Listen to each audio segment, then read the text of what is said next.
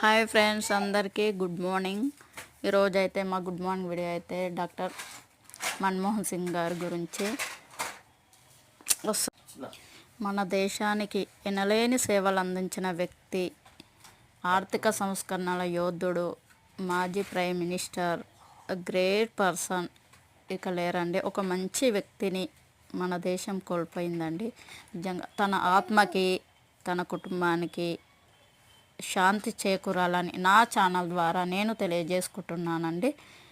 Okay నా friends, అందరు bye.